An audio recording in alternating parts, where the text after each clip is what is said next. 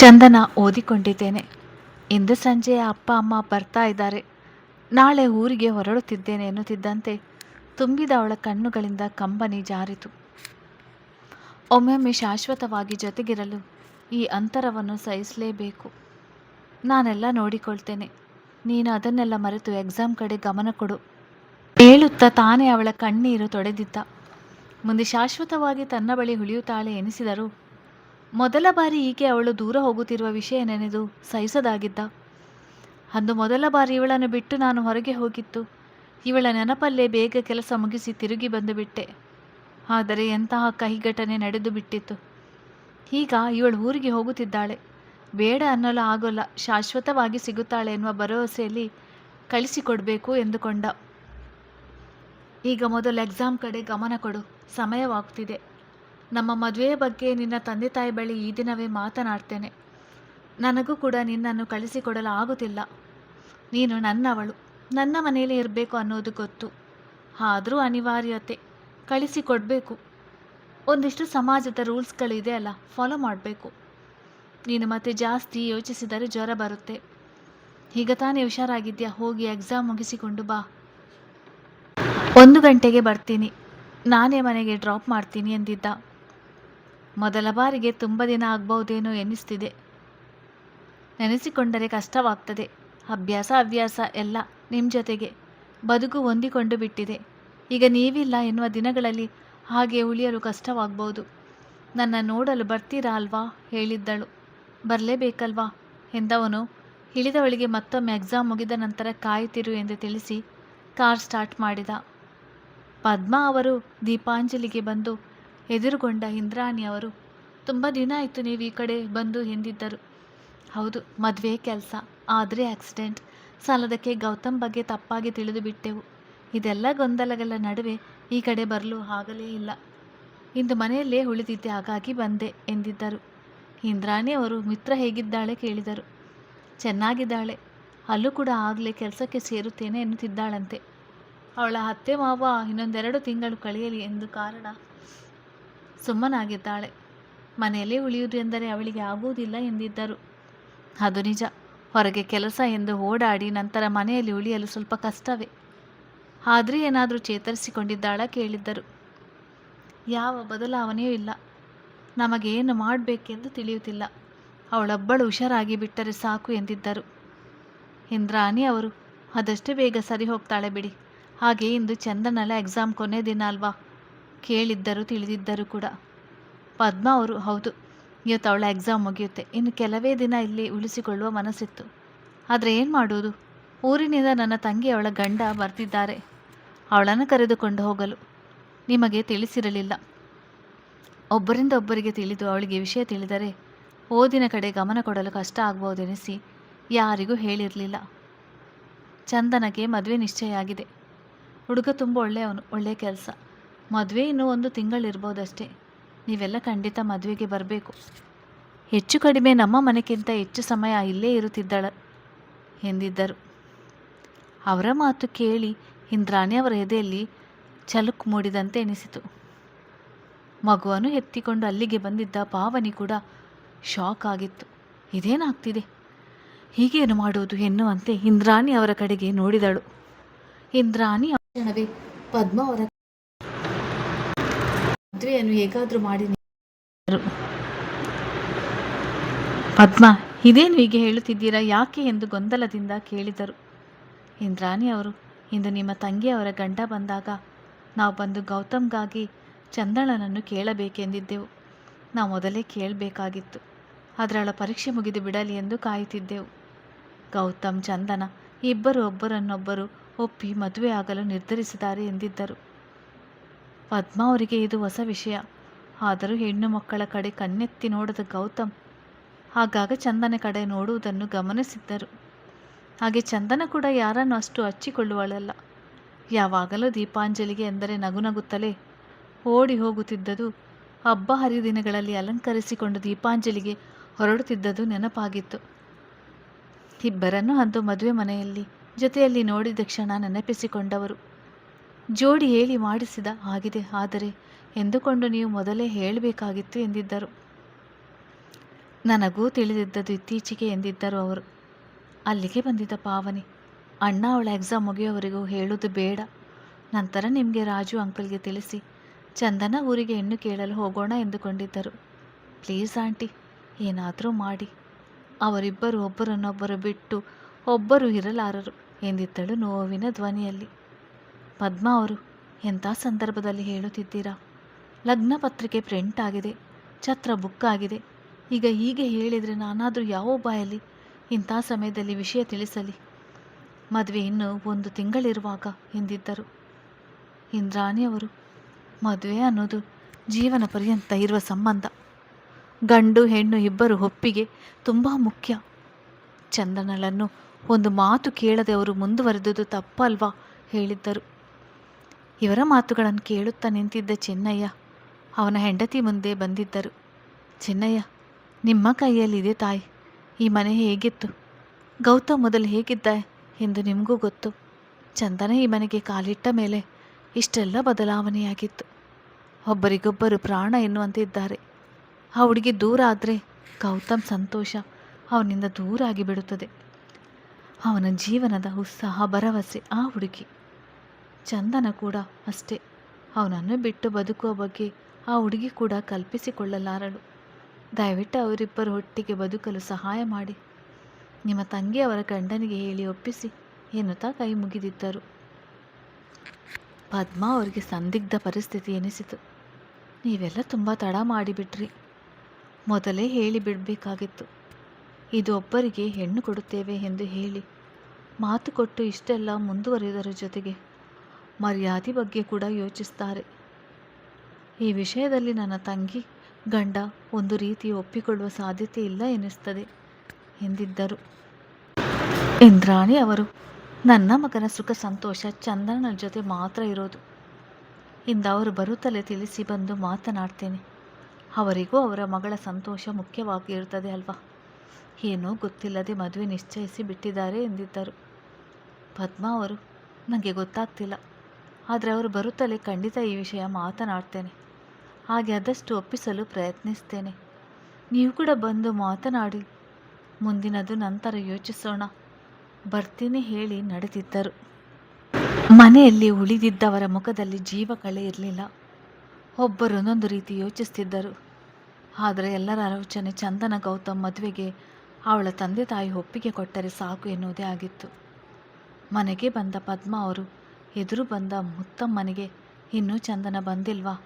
ಮಧ್ಯಾಹ್ನ ಆಯಿತು ಎಂದಿದ್ದರು. ಇನ್ನೂ ಬಂದಿಲ್ಲ.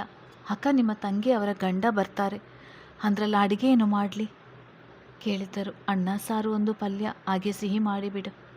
ಚಂದನ ಇಂದು ಊರಿಗೆ ಹೊರಡ್ತಾಳಲ್ಲ ಎಂದಿದ್ದರು. ಅವಳು ಊರಿಗೆ ಹೋಗುತ್ತಿದ್ದಾಳೆ ಎನ್ನುವ ನೋವಿಗಿಂತ ಇಂದ್ರಾಣಿ ಅವರು ವಿಷಯ ತಿಳಿಸಿದ ಮೇಲೆ ತಂಗಿ ಮೇಲೆ ಕೋಪಗೊಂಡಿದ್ದರು. ಬೆಳೆದಿರುವ ಮಗಳು, ತಿಳುವಳಿಕೆ ಇರುವ ಹುಡುಗಿ, ಒಂದು ಮಾತು ಅವಳ ಒಪ್ಪಿಗೆ ಹೇಳದೆ ಹೇಗೆ ಮುಂದುವರಿದರು? ಹೇಳಿದ ಮಾತು ಕೇಳ್ತಾಳೆ, ನಮ್ಮ ಮಾತಿಗೆ ತಿರುಗಿ ಹೇಳುವುದಿಲ್ಲ ಎಂದು. ಆದರೆ ಇದು ಮನಸ್ಸಿಗೆ ಸಂಬಂಧಪಟ್ಟ ಪ್ರಶ್ನೆ. ಯಾವಾಗ ಯಾರ ಮೇಲೆ ಮನಸ್ಸಾಗಿ ಬದುಕಿಗೆ ತಂದುಕೊಳ್ಳುತ್ತಾರೆ ಎಂದು ಹೇಳಲು ಆಗುವುದಿಲ್ಲ. ಗೌತಮ್ನಂಥ ಉತ್ತಮ ವ್ಯಕ್ತಿಗೆ ಚಂದನ ಮನಸೋತಿರುವುದರಲ್ಲಿ ಆಶ್ಚರ್ಯ ಇಲ್ಲ. ಹಾಗೆ ಹೆಣ್ಣುಗಳ ಕಡೆ ತಿರುಗಿ ನೋಡದ ಗೌತಮ್ ಕೂಡ ಇವಳನ್ನು ಮೆಚ್ಚಿರುವುದರಲ್ಲಿ ಅತಿಶಯವಿಲ್ಲ. ಅಲ್ಲದೆ ಈ ಮದುವೆ ನಡೆದರೆ ಚಂದನ ಕೊನೆಯವರೆಗೂ ನಮ್ಮ ಕಣ್ಣೆದುರೇ ಇರುತ್ತಾಳೆ. ಗೌತಮ್ ಕೂಡ ಮಗನ ಸ್ಥಾನದಲ್ಲಿ ನಿಲ್ಲುತ್ತಾನೆ. ಆದರೆ ಈಗ ಬರುವವರ ಮುಂದೆ ಹೇಗೆ ಈ ವಿಷಯ ತಿಳಿಸಲಿ? ತಂಗಿಯ ಗಂಡನ ಕೋಪ ನೆನೆದಾಗ ಹಣೆ ಹಿಡಿದು ಕುಳಿತಿದ್ದರು. ಕಾಲೇಜಿನ ಮುಂದೆ ಕಾರು ಬಂದು ನಿಂತು 5 ನಿಮಿಷಕ್ಕೆ ಚಂದನ ಬಂದಿದ್ದಳು. ವಿದ್ಯಾ ಕಾರಿನವರೆಗೂ ಬಂದವಳು, ಯಾಕೆ ಬೇಸರ? ಫೋನ್ ಕಾಲ್ ಮೂಲಕ ಜೊತೆಗೆ ಇರ್ತೀವಿ. ಹಾಗೆ ಮುಂದೆ ನೀನು ಮದುವೆಯಾಗಿ ಇಲ್ಲಿಗೆ ಬರುವವಳು ತಾನೆ, ಖುಷಿಯಾಗಿ ಹೋಗಿ ಬಾ ಎಂದವಳು ಭಾರವಾದ ಮನಸ್ಸಿನಿಂದ ನಡೆದಿದ್ದಳು. ಚಂದನ ಕಾರಿನಲ್ಲಿ ಕುಳಿತವಳು, ಬಂದು ತುಂಬ ಹೊತ್ತಾಯಿತು ಕೇಳಿದ್ದಳು. ಇಲ್ಲ, ಸ್ವಲ್ಪ ಸಮಯವಾಯಿತು. ಎಕ್ಸಾಮ್ ಹೇಗೆ ಮಾಡಿದೆ? ಹೇಳಿದ್ದ ಮಾತುಗಳ ತಡಕಾಟದಲ್ಲಿ. ಚೆನ್ನಾಗಿ ಬರೆದಿದ್ದೀನಿ. ಕಾಲೇಜಿನ ಕಡೆ ನೋಡಿದವಳಿಗೆ ಒಂದು ರೀತಿಯ ಸಂಕಟವಾಗಿತ್ತು. ತುಂಬ ನೆನಪುಗಳು ಇದ್ದಾವೆ ಹೇಳಿದ್ದಳು. ಬದುಕಲ್ಲಿ ಇವೆಲ್ಲ ತುಂಬ ಮುಖ್ಯವಾದ ನಿಲ್ದಾಣಗಳಿದ್ದಂತೆ. ಇಂತಿಷ್ಟು ಸಮಯ ಎಂದು ಜೊತೆಗೆ ಇರುತ್ತವೆ. ಗಳಿಗೆ ಬಂದಾಗ ಬಿಟ್ಟು ಹೋಗಲೇಬೇಕು. ಆದರೆ ನಮ್ಮಿಬ್ಬರ ಸಂಬಂಧಕ್ಕೆ ಅಂಥ ಪರಿಧಿ ಇಲ್ಲ. ಜೀವನದ ಕೊನೆ ಕ್ಷಣದವರೆಗೂ ಒಟ್ಟಿಗೆ ಇರ್ತೀವಿ. ನೀನು ಮುಂದೆ ಹೇಗೋ ಇಲ್ಲಿ ಉಳಿಯುತ್ತೀಯ, ಆಗಾಗ ಇಲ್ಲಿ ಬರ್ಬೋದು, ನೋಡ್ಬೋದು. ಇನ್ನು ಫ್ರೆಂಡ್ಸ್ಗೆಲ್ಲ ವಾಟ್ಸ್ಯಾಪ್ ಗ್ರೂಪ್ನಲ್ಲಿ ಇರ್ತಾರಲ್ಲ, ಎಲ್ಲ ಶೇರ್ ಮಾಡಿಕೊಳ್ಳುವುದರಿಂದ ಯಾರೂ ಯಾರನ್ನು ಹೆಚ್ಚಾಗಿ ಮಿಸ್ ಮಾಡಿಕೊಳ್ಳುವುದಿಲ್ಲ ಬಿಡು ಎಂದಿದ್ದ. ಚಂದನ ಊರಿನಲ್ಲಿರುವಷ್ಟು ದಿನ ನಿಮ್ಮ ನೆನಪು ತುಂಬ ಕಾಡುತ್ತದೆ. ಆಗಾಗ ನೋಡಲು ಬರ್ತೀರಲ್ವಾ ಕೇಳಿದ್ಲು. ಬರಲೇಬೇಕಲ್ವಾ, ಬರ್ತೀನಿ ಬಿಡು. ನೀನು ಮಿಸ್ ಮಾಡಿಕೊಳ್ಳದೆ ಇರುವಷ್ಟರ ಜೊತೆಗೆ ಬಂದು ಬಿಡ್ತೀನಿ. ಅವಳ ಮುಖದಲ್ಲಿ ನಾಚಿಕೆ ಮೂಡಿತು. ಅದು ನಿಹಾರ್ ಘಟನೆ ನಡೆದಾಗಿನಿಂದ ಒಂದು ರೀತಿಯ ಅಂತರ ಇದೆ ಎನಿಸುತ್ತಿತ್ತು. ಕಾರ್ ನಿಂತಿದ್ದು ಗೌತಮ್ ಆಫೀಸ್ನ ಮುಂದೆ. ಇಳಿದವಳು ಏನನ್ನು ಕೇಳದೆ ಅವನ ಜೊತೆ ನಡೆದಿದ್ದಳು. ರಿಸೆಪ್ಷನಿಸ್ಟಿಗೆ ಕಂಪನಿಯ ಭಾವಿ ಯಜಮಾನಿ ಎನ್ನುವುದು ಅರ್ಥವಾಗಿತ್ತು. ವಿಶ್ ಮಾಡಿ ಗೌರವ ಸೂಚಿಸಿದ್ದಳು. ಚಂದನ ಪ್ರತಿಯಾಗಿ ಮುಗುಳ್ನಗೆ ಬೀರಿ ನಡೆದಿದ್ದಳು. ಗೌತಮ್ ತನ್ನ ಕ್ಯಾಬಿನ್ಗೆ ಹೊಂದಿಕೊಂಡಿದ್ದ ತನ್ನ ಪರ್ಸನಲ್ ರೂಮ್ಗೆ ಕರೆದುಕೊಂಡು ಬಂದಿದ್ದ. ಫ್ರೆಶ್ ಆಗ್ತೀಯಾ ಕೇಳಿದ್ದ. ಇಲ್ಲ ಎನ್ನಲು ಸುತ್ತಲೂ ನೋಡುತ್ತಾ ನಿಂತಳು.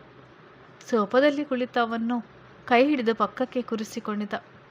ಭುಜ ಬಳಸಿದಾಗ ಹೊರಗೆ ಕುಳಿತವಳು ಒಂದು ಮಾತು ಕೇಳಲ್ಲ ಎಂದಿದ್ಲು. ಗೌತಮ್, ಅದಕ್ಕೆ ಯಾಕೆ ನನ್ನ ಪರ್ಮಿಷನ್? ನಿನಗೆ ಕೇಳುವ ಹಕ್ಕಿರುವುದು. ನಾಳೆ ಊರಿಗೆ ಹೊರಟು ಹೋಗ್ತಾಳೆ ಎನ್ನುವ ವಿಷಯ ಅರಗಿಸಿಕೊಳ್ಳದಾಗಿದ್ದ. ಅದು ಆ ದಿನದ ನಂತರದಿಂದ ನೀವು ನನ್ನಿಂದ ದೂರ ಆಗ್ತಿದ್ದೀರಾ ಎನ್ನುವ ಭಯ. ಬೇಡವೆಂದರೂ ಈ ಅನಿಸಿಕೆ ಬರುತ್ತದೆ. ಒಮ್ಮೊಮ್ಮೆ ಹೊರಗಿನವಳನ್ನು ನೋಡಿದ ಹಾಗೆ ನೋಡ್ತೀರಾ ಎನಿಸಿಬಿಡುತ್ತದೆ. ಧ್ವನಿಯಲ್ಲಿ ಜೀವವೇ ಇಲ್ಲದೆ ಹೇಳಿದಳು. ಅವಳಾಗಿ ಹೇಳುತ್ತಿರುವ ಕಾರಣ ತಿಳಿದಿತ್ತು. ಹಾಗೆಲ್ಲ ಏನೂ ಇಲ್ಲ, ನಿನ್ನ ಎಕ್ಸಾಮ್ ಇತ್ತಲ್ಲ, ನನ್ನಿಂದ ನೀನು ಡಿಸ್ಟರ್ಬ್ ಆಗಬಾರ್ದು ಎಂದು ದೂರ ಉಳಿದಿದ್ದೆ ಹೇಳುತ್ತಾ ತನ್ನನ್ನು ನೋಡಿದವಳ ನೋಡುತ್ತಾ ಮುಂಗುರುಳು ಪಕ್ಕಕ್ಕೆ ಸರಿಸಿ ಅವಳ ಹಣೆಗೆ ಮುತ್ತಿಟ್ಟಿದ್ದ. ಬಂದ ಮೆಸೇಜ್ ನೋಡಿ 1 ನಿಮಿಷ ಬರ್ತೀನಿ ಹೇಳಿ ಹೊರಗೆ ಹೋದವನು. ಆರ್ಡ್ರ್ ಮಾಡಿದ್ದ ಪಾರ್ಸೆಲ್ ಹಿಡಿದು ಬಂದವನು ಅದನ್ನು ಅಲ್ಲಿದ್ದ ಟೀಪಾಯ್ ಮೇಲಿಟ್ಟು ಪೇಂಟಿಂಗ್ ನೋಡುತ್ತಾ ನಿಂತಿದ್ದ ಚಂದನ ಬಳಿ ಬಂದವನು. ಇಷ್ಟ ಆಯ್ತಾ ಹೇಳುತ್ತಾ ಹಿಂದಿನಿಂದ ಬಳಸಿ ಅವಳ ಕೊರಳಲ್ಲಿ ಮುಖ ಹುದುಗಿಸಿದ. ಅವಳ ಸನಿಹದಲ್ಲಿ ಸಿಗುವ ಮಲ್ಲಿಗೆ ಕಂಪಿಗೆ ಮತ್ತಷ್ಟು ಪರವಶನಾಗಿದ್ದ. ಯಾವುದು ಕೇಳಿದಳು. ಯಾವುದು ಅಂದರೆ ಪೇಂಟಿಂಗ್ ಬಗ್ಗೆ ಕೇಳಿದ್ರಾ? ಇಲ್ಲ, ನೀವು ಹೀಗೆ ಹೇಳಿ ನಿಲ್ಲಿಸಿದಳು. ನಾನು ಒಂದು ವಿಷಯದ ಬಗ್ಗೆ ಮಾತ್ರ ಕೇಳಿದ್ದು, ಈಗ ಎರಡಕ್ಕೂ ಉತ್ತರ ಕೊಡು. ಎರಡೂ ಇಷ್ಟ ಆಯಿತು, ಇದು ಜೀವ ಹೇಳುತ್ತಾ ಅವನತ್ತ ತಿರುಗಿದಳು. ಗೌತಮ್, ನೀ ನನ್ನ ಬದುಕಿಗೆ ಹೇಗೆ ಬಂದೆ, ನಾನು ಹೇಗೆ ಒಪ್ಪಿಕೊಂಡೆ ಅನ್ನೋದು ಇದುವರೆಗೂ ಅರ್ಥ ಆಗ್ತಿಲ್ಲ. ಆದರೆ ನೀನಿಲ್ಲದ ಜೀವನಕ್ಕೆ ಯಾವ ಅರ್ಥವೂ ಇಲ್ಲ ಅನ್ನೋದು ಮಾತ್ರ ಸ್ಪಷ್ಟವಾಗಿ ಅರಿವಾಗಿದೆ ಹೇಳಿದವನು ತುಟಿಗಳಿಗೆ ಗಾಢವಾಗಿ ಚುಂಬಿಸಿದ. ಚಂದನಗೆ ನಾಳೆ ಬಿಟ್ಟು ಹೋಗುವ ವಿಷಯ ನೆನಪಾಗುತ್ತಲೇ ಅದು ತನಗೆ ಇಷ್ಟ ಇಲ್ಲ ಎನ್ನುವಂತೆ ಅವನನ್ನು ಎಂದೂ ಇಲ್ಲದಷ್ಟು ಸನಿಹಕ್ಕೆ ಸರಿದು ಬಳಸಿ ಅಪ್ಪಿದ್ದಳು. ಅವನಿಗೂ ಅವಳ ತಳಮಳ ಅರಿವಾಗಿತ್ತು. ಅವಳ ಯಾಕೆ ದೂರ ಇರಿಸಿದೀರ ಎನ್ನುವ ಪ್ರಶ್ನೆಗೆ ತನ್ನ ನಡೆಯಲ್ಲೇ ಉತ್ತರಿಸಿದ. ಕೆಲ ಸಮಯದ ನಂತರ ಹಿಂದೆ ಸರಿದವನು, ಯಾವಾಗ ನನ್ನ ಪ್ರಾಣವಾದೆ ಅವಳನ್ನೇ ಕೇಳಿದ. ಅವನ ಮಾತಿಗೆ ತಲೆ ಎತ್ತಿ ನೋಡಿದವಳು ಉಳಿದ ಮಾತನ್ನು ಅವನು ಬಾಯಿ ಬಿಟ್ಟು ಹೇಳಿ ಸಮರ್ಥಿಸಿಕೊಳ್ಳಬೇಕಾದ ಅವಶ್ಯಕತೆ ಇರಲಿಲ್ಲ. ಕಂಗಳಲ್ಲಿದ್ದ ಭಾವನೆ ಹೇಳಿತು, ಅವರ ಬದುಕಿನಲ್ಲಿ ನನಗೆ ಯಾವ ಸ್ಥಾನ ಇದೆ ಎಂದು. ಇನ್ನು ತಿಳಿಸಿ ಹೇಳಿ ಶ್ರಮಿಸುವ ಮಾತುಗಳ ಅವಶ್ಯಕತೆ ಇಲ್ಲ ಎನಿಸಿತು. ಗೌತಮ್ ತನ್ನ ಕ್ಯಾಬಿನ್ ಬಾಗಿಲು ನಾಕ್ ಮಾಡಿದ ಸದ್ದು ಕೇಳಿದಾಗ ಮತ್ತೆ ಬರ್ತೀನಿ, ಸ್ವಲ್ಪ ಸಮಯ ಕುಳಿತು ರೆಸ್ಟ್ ಮಾಡು ಹೇಳಿ ಹೊರಗೆ ನಡೆದಿದ್ದ. ಪದ್ಮಾ ಅವರು ಬಂದ ತಂಗಿ ಅವರ ಗಂಡನನ್ನು ನಗುತ್ತಲೇ ಸ್ವಾಗತಿಸಿದರು. ಕೃಷ್ಣಪ್ರಸಾದ್ ಅವರು ಯಾಕೆ ಒಂದು ರೀತಿ ಟೆನ್ಷನ್ನಲ್ಲಿ ಇರುವಾಗೆ ಕಾಣ್ತೀರಾ, ಏನಾಯಿತು? ಆದರೆ ಹುಷಾರಾಗಿದ್ದಾಳೆ ತಾನೆ? ಮಿತ್ರ ಫೋನ್ ಮಾಡಿದ್ಲಾ? ಚಂದನ ಎಲ್ಲಿ? ಅನುಮಾನದ ಜೊತೆಗೆ ಪ್ರಶ್ನೆಗಳನ್ನು ಕೇಳಿದ್ದರು. ಪದ್ಮಾ ಅವರು, ಚಂದನ ಇಂದು ಊರಿಗೆ ಹೊರಟು ಬಿಡ್ತಾಳೆ ಎನ್ನುವ ಬೇಸರ. 3 ವರ್ಷ ಎಷ್ಟು ಬೇಗ ಕಳೆದು ಹೋಯಿತು. ಅವಳಿಲ್ಲದೆ ಹೇಗೆ ಇರುವುದು ಅನ್ನಿಸ್ತಿದೆ. ಆದರೆ ಹಾಗೆ ಇದ್ದಾಳೆ. ದಿನಕ್ಕೆ 2 ಬಾರಿ ಹೋಗಿ ನೋಡಿ ಬರ್ತೀವಿ. ಇನ್ನು ಮಿತ್ರ ಚೆನ್ನಾಗಿದ್ದಾಳೆ, ಹೋಗಿ ಕೈಕಾಲು ತೊಳೆದು ಬನ್ನಿ, ಅಡುಗೆ ರೆಡಿ ಇದೆ ಎಂದಿದ್ದರು. ಚಂದನ ಇಷ್ಟೊತ್ತಿಗೆಲ್ಲ ಬರಬೇಕಾಗಿತ್ತಲ್ವಾ? ಮತ್ತೊಮ್ಮೆ ಮನಸ್ಸು ತಡೆಯದೆ ಕೇಳಿದರು. ಇಂದು ಕಾಲೇಜ್ ಕೊನೆಯ ದಿನ, ಎಲ್ಲ ಫ್ರೆಂಡ್ಸ್ಗಳ ಜೊತೆ ಮಾತನಾಡಿ ಬರಲು ತಡವಾಗ್ಬೋದು ಎಂದವರಿಗೆ ಹೇಗೆ ವಿಷಯ ತಿಳಿಸುವುದು ಎನಿಸಿತು. ಊಟದ ಸಮಯದಲ್ಲಿ ಕೃಷ್ಣಪ್ರಸಾದ್ ಅವರು ನೀವು ಕುಳಿತುಕೊಳ್ಳಿ ಎಂದಾಗ ಎಂದು ತಿಳಿದ ವಿಷಯದ ಕಾರಣ ಮನದ ತುಂಬ ಸಂಕಟ ತುಂಬಿದ್ದರಿಂದ ನಂದು ಊಟ ಆಯಿತು, ನೀವು ಊಟ ಮಾಡಿ ಎಂದಿದ್ದರು. ಈ ಸಮಯದಲ್ಲಿ ಯಾವ ವಿಷಯ ತೆಗೆಯಲು ಹೋಗಲಿಲ್ಲ. ಊಟದ ನಂತರ ಹಾಲ್ನಲ್ಲಿ ಕುಳಿತಾಗ ವಿಮಲಾ ಅವರು, ಅಕ್ಕ, ಇಲ್ಲಿ ಸುತ್ತಮುತ್ತ ಇರುವ ಭಾವನ ಕಡೆಯ ಸಂಬಂಧಿಕರಿಗೆ ಲಗ್ನ ಪತ್ರಿಕೆ ಕೊಟ್ಟು ಬಿಡೋಣ. ಇವತ್ತು ಎಷ್ಟೊತ್ತಾದರೂ ಮುಗಿಸಿಕೊಂಡು ಬಿಡಬೇಕು, ನಾಳೆ ಬೆಳಿಗ್ಗೆ ನಾವು ಹೊರಡಬೇಕು ಎಂದಿದ್ದರು. ಹೋಗೋಣ, ಒಂದು ವಿಷಯ ಹೇಳಬೇಕಾಗಿತ್ತು, ಕುಳಿತುಕೊಳ್ಳಿ ಎಂದಾಗ ಪದ್ಮಾ ಅವರು ಗಂಭೀರ ಮುಖಭಾವ ಮಾಡಿ ಏನಿರ್ಬೋದು ಎನಿಸಿತು. ಪದ್ಮ ಅವರಿಗೆ ಹೇಳಲು ಹಿಂಜರಿಕೆ ಮೂಡಿದರು. ಚಂದನಳ ಸ್ವಭಾವ ನೆನಪಾದಾಗ ನನ್ನ ಅವಶ್ಯಕತೆ ಅವಳಿಗಿದೆ ಎಂದುಕೊಂಡವರು. ಅದು ನೀವು ಚಂದನಳನ್ನು ಒಂದು ಮಾತು ಕೇಳಿ ಮದುವೆ ನಿಶ್ಚಯ ಮಾಡಬೇಕಾಗಿತ್ತು ಎಂದಿದ್ದರು. ಕೃಷ್ಣ ಪ್ರಸಾದ್ ಅವರು ಅದನ್ನು ಹೆಚ್ಚಾಗಿ ಭಾವಿಸದೆ, ಅವಳು ನನ್ನ ಮಗಳು ಅತ್ತಿಗೆ, ನನ್ನ ಮಾತು ಮೀರೋದಿಲ್ಲ. ಅಲ್ಲದೆ ಅವಳಿಗೆ ಯಾವುದು ಕೆಟ್ಟದು ಯಾವುದು ಒಳ್ಳೆಯದು ಎಂದು ಎಲ್ಲಿ ತಿಳಿಯುತ್ತದೆ? ಪ್ರಪಂಚದ ಜ್ಞಾನ ಇಲ್ಲ. ನಮಗೂ ಅವಳಿಗೂ ಹೇಳದೆ ಇಷ್ಟು ಮುಂದುವರಿಯುವುದು ಬೇಜಾರಾಗಿದೆ. ಆದರೆ ಅದು ಅವಳ ಒಳ್ಳೆಯದಕ್ಕೆ ತಾನೆ. ಕೊನೆಯ ವರ್ಷದ ಪರೀಕ್ಷೆ ನೆಮ್ಮದಿಯಾಗಿ ಓದಿಕೊಳ್ಳಲಿ ಎಂದು ಮೊದಲೇ ಹೇಳಿದ್ದರೆ ಅಳುತ್ತಾ ಕುಳಿತಿರುತ್ತಿದ್ದಳು ಅಷ್ಟೇ ಎಂದಿದ್ದರು.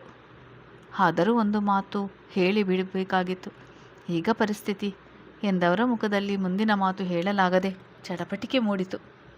ಕೃಷ್ಣ ಪ್ರಸಾದ್ ಅವರು ಕುಳಿತ ಜಾಗದಿಂದ ಮುಂದೆ ಸರಿದು, ಏನಾಯ್ತು ಈಗ?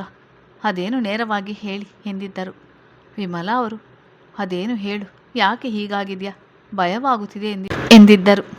ಅದು ಚಂದನ ಮತ್ತು ಪಕ್ಕದ ಮನೆಯ ಗೌತಮ್ ಇಬ್ಬರು ಒಬ್ಬರನ್ನೊಬ್ಬರು ಹೇಳುವ ಮುನ್ನವೇ, ಏನು ಹೇಳ್ತಿದ್ದೀರಾ ನೀವು ಎಂದು ಕೂಗುತ್ತಾ ಕೃಷ್ಣ ಪ್ರಸಾದ್ ಅವರು ಎದ್ದು ನಿಂತಿದ್ದರು. ಪದ್ಮ ಅವರು, ನನಗೆ ಇವತ್ತೇ ವಿಷಯ ತಿಳಿದದ್ದು. ನನಗೂ ನಂಬಲು ಆಗಲಿಲ್ಲ. ಆದರೆ ಒಳ್ಳೆಯ ಸಂಬಂಧ ಎಂದಿದ್ದರು. ವಿಮಲಾ, ಅಕ್ಕ ನೀನು ಏನು ಹೇಳ್ತಾ ಇದ್ಯಾ? ನಮ್ಮ ಚಂದನ ಆ ಹುಡುಗನನ್ನು ಎನ್ನುತ್ತಿದ್ದಂತೆ ಕೃಷ್ಣ ಪ್ರಸಾದ್, ಬಾಯಿ ಮುಚ್ಚು, ನನ್ನ ಮಗಳು ಅಂಥವಳಲ್ಲ. ಎಲ್ಲೋ ಏನೋ ತಪ್ಪಾಗಿದೆ. ಅವಳು ಬರಲಿ, ಮಾತನಾಡ್ತೀನಿ. ಯಾಕೋ ಇಲ್ಲಿ ನಡೆಯುತ್ತಿರುವುದನ್ನೆಲ್ಲ ನೋಡಿದರೆ ಈ ಕಡೆ ಯಾರಿಗೂ ಲಗ್ನ ಪತ್ರಿಕೆ ಕೊಡುವುದು ಬೇಡ ಅನಿಸ್ತಿದೆ. ಅತ್ತಿಗೆ, ನೀವು ಅಣ್ಣ ಮಾತ್ರ ಬನ್ನಿ. ನಿಮ್ಮ ಕಡೆಯವರಿಗೆ ಯಾರಿಗೂ ಪತ್ರಿಕೆ ಕೊಡುವುದು ಬೇಡ. ಅಣ್ಣನಿಗೇನಾದರೂ ಹೇಳಿಕೊಳ್ಳಿ. ಅಂಥ ಹುಡುಗನ ಜೊತೆ ನಮ್ಮ ಚಂದನ ಹೆಸರು ಸೇರಿಸಿದ್ದರೂ ಒಂದು ಚೂರು ಇಷ್ಟವಾಗುತ್ತಿಲ್ಲ ಎಂದಿದ್ದರು. ಪದ್ಮ ಅವರು ಮೊದಲು ಇವರ ವಿಷಯವನ್ನು ಅರಗಿಸಿಕೊಳ್ಳಲಿ, ನಂತರ ಚಂದನ ಬಂದ ಮೇಲೆ ಮಾತನಾಡಿದರೆ ಆಯಿತು. ಅಷ್ಟೊತ್ತಿಗೆ ರಾಜುನೂ ಬರ್ತಾರೆ. ಗೌತಮ್ ಬಗ್ಗೆ ಒಳ್ಳೆಯ ಮಾತು ಹೇಳಿದರೆ ಇವರು ಬದಲಾಗ್ಬೋದು. ಆದರೆ ಈಗಾಗಲೇ ಮದುವೆಗೆಲ್ಲ ತಯಾರಿಯಾಗಿ ಬಿಟ್ಟಿದೆ ಎಲ್ಲ ಯೋಚಿಸ್ತಾ ಕುಳಿತರು. ಹೊರಗೆ ಹೋಗಿದ್ದ ಚೆನ್ನಯ್ಯ ಒಳಗೆ ಬಂದವರು, ಚಂದನ ತಂದೆ ತಾಯಿ ವೆಂಕಟಾದ್ರಿಗೆ ಬಂದಿದ್ದಾರೆ ಎಂದು ಇಂದ್ರಾಣಿ ಅವರಿಗೆ ತಿಳಿಸಿದರು. ಇಂದ್ರಾಣಿ ಅವರು ಹೋಗಿ ಮಾತನಾಡಿ ಬರ್ತೀನಿ ಎಂದಾಗ ಪಾವನಿ, ಅಮ್ಮ ಈಗ ಬಂದಿರ್ತಾರೆ, ದೂರದ ಪ್ರಯಾಣ, ಊಟ ಮಾಡಿ ರೆಸ್ಟ್ ಮಾಡಲಿ, ಇನ್ನೂ ಸ್ವಲ್ಪ ಸಮಯ ಬಿಟ್ಟು ಹೋಗಿ.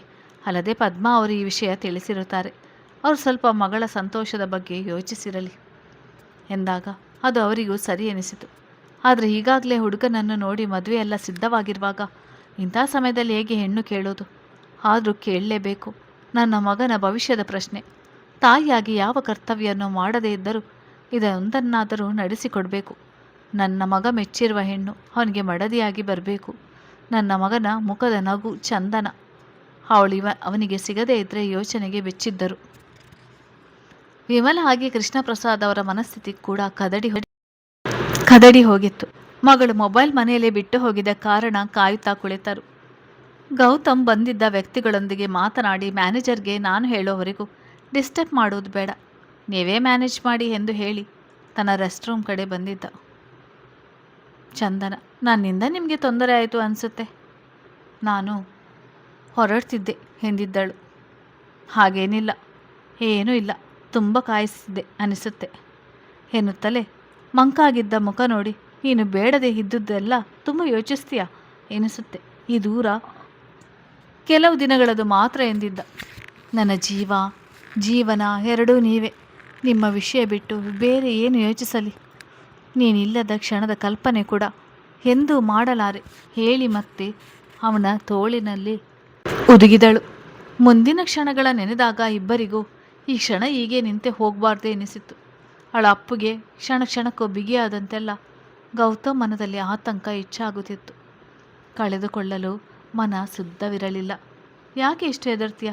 ಏನೂ ಆಗೋಲ್ಲ, ಮುಂದೆ ನಿನ್ನ ಮನೆಯವರ ಜೊತೆ ಮಾತನಾಡ್ತೇನೆ, ಅವರು ನಿರಾಕರಿಸಲು ಯಾವ ಕಾರಣವೂ ಇಲ್ಲ ಅಲ್ವಾ? ನೀನು ಇಷ್ಟೊಂದು ಸೆನ್ಸಿಟಿವ್ ಆದರೆ ಕಷ್ಟ ಎಂದಿದ್ದ. ಚಂದನ ಬೇಡ ಎಂದರೂ ಮನದ ತುಂಬ ಆತಂಕ ತುಂಬುತ್ತಿದೆ. ಮನಸ್ಸು ಕೇಡನ್ನು ಶಂಕಿಸುತ್ತಿದೆ. ನಿಮ್ಮ ಹೊರತಾಗಿ ಖಂಡಿತ ನಾನು ಬದುಕುವುದಿಲ್ಲ ಎಂದವಳ ಕಣ್ಣು ಹನಿಗಳು ನಿಲ್ಲದೆ ಹರಿದಿತ್ತು. ಎಂದು ಯಾವುದಕ್ಕೂ ಕುಗ್ಗದ ಗೌತಮ್ ಆ ಕ್ಷಣ ಕುಸಿಯುವಂತಾಗಿದ್ದ. ಅವಳ ಭಯ ಅವನಲ್ಲೂ ತಲ್ಲನ ಮೂಡಿಸುತ್ತಿತ್ತು. ನನ್ನ ಮನಸ್ಥಿತಿ ಹೀಗೆ ಇರಬೇಕಾದ್ರೆ ಇನ್ನು ಅವಳ ಮನಸ್ಥಿತಿ ಎಂದು ನೆನೆದವನು ಅವಳನ್ನು ಹಾಗೆ ನೋಡಲಾಗದೆ ಅವಳ ಮುಖದಲ್ಲಿ ನಗು ಮೂಡಿಸುವ ಸಲುವಾಗಿ, ಅಂತೂ ಕಾಲೇಜ್ ಮುಗಿಯಿತು, ಕಾಲೇಜ್ಗೆ ಮಗು ಎತ್ತಿಕೊಂಡು ಹೋಗಬೇಕಾಗುತ್ತದೆ ಎನ್ನುವ ಭಯವಿಲ್ಲ. ಈಗ ನಾನು ಪೂರ ಮುಂದುವರಿಯಬಹುದು ಅಲ್ವಾ ಕೇಳಿದ್ದ.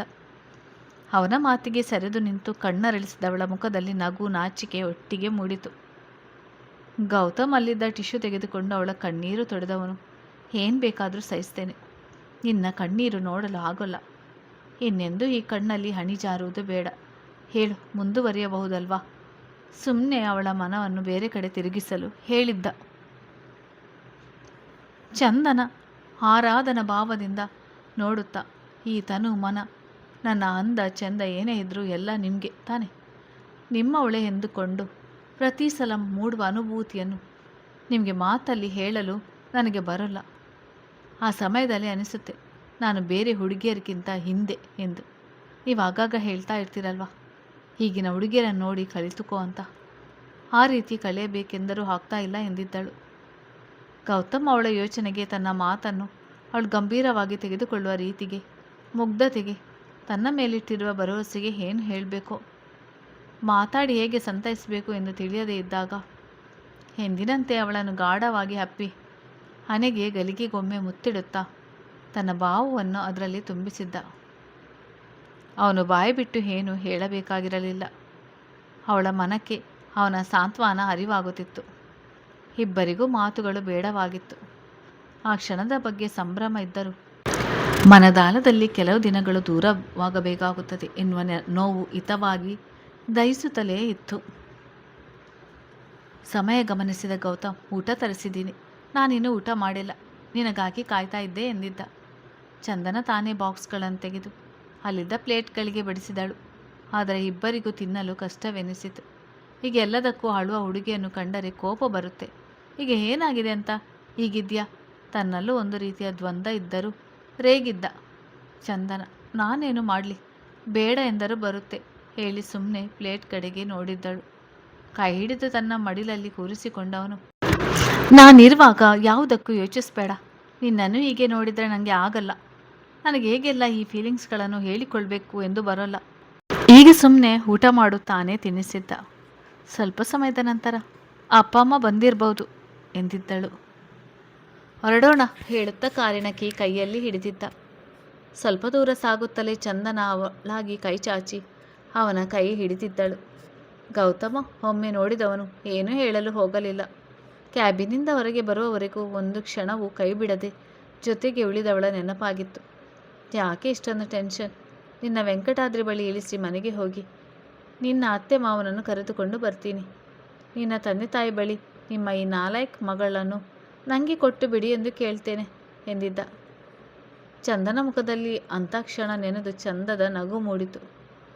ಇಂದ್ರಾಣಿ ಅವರು ಪಾವನಿಗೆ ಹೋಗಿ ಬರುವುದಾಗಿ ತಿಳಿಸಿ ನಡೆದಿದ್ದರು. ಪಾವನಿ ತಾತ ಇದ್ದಿದ್ರೆ ಚೆನ್ನಾಗಿರ್ತಿತ್ತು ಎಂದಾಗ ಸಂಜೆ ಮತ್ತೊಮ್ಮೆ ಮಾವ ಹಾಗೆ ಗೌತಮ್ನನ್ನು ಕರೆದುಕೊಂಡು ಹೋಗ್ತೇನೆ. ವಿಷಯ ತಿಳಿದು ಚಂದನ ತಂದೆ ಕೂಗಾಡಿದರೆ ಆಗ ಗೌತಮ್ ಇದ್ದರೆ ಕಷ್ಟ. ಅವನಿಗೆ ಜಾಸ್ತಿ ಕೋಪ.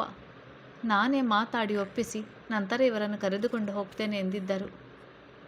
ಇಂದ್ರಾಣಿ ಅವರು ಒಳಗೆ ಬಂದಿದ್ದನ್ನು ನೋಡಿದ ಕೃಷ್ಣ ಪ್ರಸಾದ್ ಅವರ ಮುಖ ಬಿಗಿದುಕೊಂಡಿತು. ಪದ್ಮ ಅವರು, ಬನ್ನಿ ಇಂದ್ರಾಣಿ, ಚಂದನ ತಂದೆ ತಾಯಿ ಅಂದು ಪರಿಚಯ ಮಾಡಿಕೊಟ್ಟಿದ್ದೇನಲ್ಲ ಎಂದಿದ್ದರು. ಇಂದ್ರಾಣಿ ಅವರು ಪರಿಚಯದ ನಗು ಬೀರಿ ನಮಸ್ಕರಿಸಿದರು. ಕೃಷ್ಣ ಪ್ರಸಾದ್ ಅವರು ನೋಡದವರಂತೆ ಮುಖ ತಿರುಗಿಸಿದರು.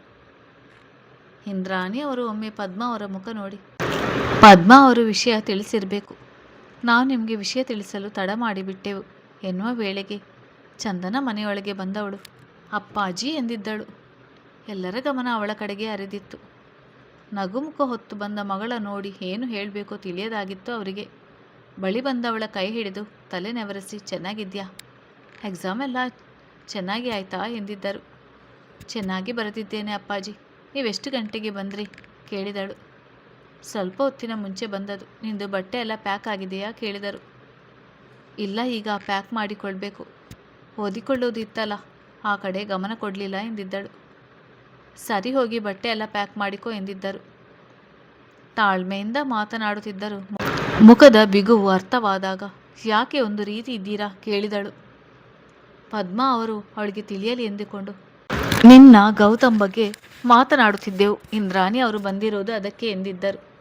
ಚಂದನ ಇಂದ್ರಾಣಿ ಅವರ ತಲೆ ನೋಡಿ ಸಣ್ಣ ನಗು ಬೀರಿದಳು. ಕೃಷ್ಣ ಪ್ರಸಾದ್ ಅವರಿಗೆ ಅಚ್ಚರಿಯಾಗಿತ್ತು. ಮಗಳು ಹಾಗೆಲ್ಲ ಏನೂ ಇಲ್ಲ ಎನ್ನುತ್ತಾಳೆ ಎಂದುಕೊಂಡಿದ್ದರು. ಇಂದ್ರಾಣಿ ಅವರು ಮಕ್ಕಳಿಬ್ಬರೂ ಒಬ್ಬರನ್ನೊಬ್ಬರು ಒಪ್ಪಿದ್ದಾರೆ. ನಿಮ್ಮ ಮಗಳು ಚಂದನಳನ್ನು ನನ್ನ ಮಗ ಗೌತಮ್ಗಾಗಿ ಕೇಳುತ್ತಿದ್ದೇವೆ. ಇಲ್ಲ ಎನ್ನಬೇಡಿ, ನಾವು ಕೇಳುತ್ತಿರುವ ಸಮಯ ಸರಿಯಿಲ್ಲ. ಆದರೆ ಮುಂದೆ ಬಾಳಿ ಬದುಕಬೇಕಾದವರು ಅವರು ಎಂದಿದ್ದರು. ಕೃಷ್ಣಪ್ರಸಾದ್ ಅವರು, ಇದನ್ನು ಹೇಳಲು ನೀವ್ಯಾರು? ನನ್ನ ಮಗಳು ನನ್ನ ಇಷ್ಟ. ನನ್ನ ಮಗಳನ್ನು ಯಾರಿಗೆ ಕೊಟ್ಟು ಮದುವೆ ಮಾಡಬೇಕನ್ನೋದು ನನಗೆ ಗೊತ್ತು. ನೀವು ಹೊರಡ್ಬೋದು ಎಂದಿದ್ದರು ಕೋಪವನ್ನು ಸಹಿಸಿಕೊಳ್ಳುತ್ತಾ. ಚಂದನ, ಅಪ್ಪಾಜಿ, ನಾನು ಅವರನ್ನು ಮದುವೆಯಾಗಲು ಒಪ್ಪಿಕೊಂಡಿದ್ದೇನೆ. ಈ ವಿಷಯವಾಗಿ ನಿಮ್ಮೊಂದಿಗೆ ಮಾತನಾಡಬೇಕು ಅಂದುಕೊಂಡಿದ್ದೆ ಎಂದಿದ್ದಳು. ಮೊದಲ ಬಾರಿ ತನ್ನ ಮಗಳು ತನಗೆ ಎದುರಾಗಿ ಮಾತನಾಡಿದ್ದನ್ನು ಸಹಿಸದಾಗಿದ್ದರು ಕೋಪ ಮಿತಿ ಮೀರಿತ್ತು. ಅದೇ ಸಮಯಕ್ಕೆ ಇಂದ್ರಾಣಿಯವರು, ದಯವಿಟ್ಟು ನನ್ನ ಮಗನಿಗೆ ನಿಮ್ಮ ಮಗಳನ್ನು ದಾರೆ ಎರೆದು ಕೊಡಿ ಎಂದಿದ್ದರು. ಕೃಷ್ಣಪ್ರಸಾದ್ ಅವರು, ಖಂಡಿತ ಸಾಧ್ಯವಿಲ್ಲ. ಕುಲಗೆಟ್ಟ ಹೆಣ್ಣಿನ ಮಗನಿಗೆ ನನ್ನ ಮಗಳನ್ನು ಕೊಡುವುದಿಲ್ಲ ಎಂದಿದ್ದರು. ಬಾಗಿಲ ಬಳಿ ಇದ್ದ ಊದಾನಿ ನೆಲಕ್ಕೆ ಅಪ್ಪಳಿಸಿದಾಗ ಎಲ್ಲರ ನೋಟ ಅತ್ತ ಕಡೆ ಹರಿದಿತ್ತು. ಬಿರುಸಾಗಿ ಬಂದ ಗೌತಮ್ ಒಮ್ಮೆ ಚಂದನ ಕಡೆ ನೋಡಿದ. ತುಂಬಿದ ಕಣ್ಣ ಹನಿ ಕೆನ್ನೆಯ ಮೇಲೆ ಜಾರಿತು. ತಲೆ ತಗ್ಗಿಸಿ ನಿಂತಿದ್ದ ತನ್ನ ತಾಯಿಯ ಕೈ ಹಿಡಿದವನು ಕೃಷ್ಣಪ್ರಸಾದ್ ಅವರ ಕಡೆ ತೋರು ಬೆರಳು ತೋರಿ, ಈ ಜಾಗದಲ್ಲಿ ಬೇರೆ ಯಾರಾದರೂ ಇದ್ದಿದ್ರೆ ಕತ್ತರಿಸಿ ಹಾಕಿಬಿಡ್ತಿದ್ದೆ. ಈ ವ್ಯಕ್ತಿ ಇನ್ನೊಂದು ಕ್ಷಣ ನನ್ನ ಕಣ್ಣ ಮುಂದೆ ಇದ್ದರೂ ನಾನು ಮನುಷ್ಯನಾಗಿರೋದಿಲ್ಲ. ಬಾಮ ಹೋಗೋಣ ಹೇಳಿ ಇಂದ್ರಾಣಿ ಅವರ ಕೈ ಹಿಡಿದು ನಡೆದಿದ್ದ. ಕತೆ ಮುಂದುವರಿಯುತ್ತದೆ. ಹೆಚ್ಚಿನ ಕತೆಗಳಿಗಾಗಿ ನನ್ನ ಚಾನಲನ್ನು ಸಬ್ಸ್ಕ್ರೈಬ್ ಮಾಡಿ.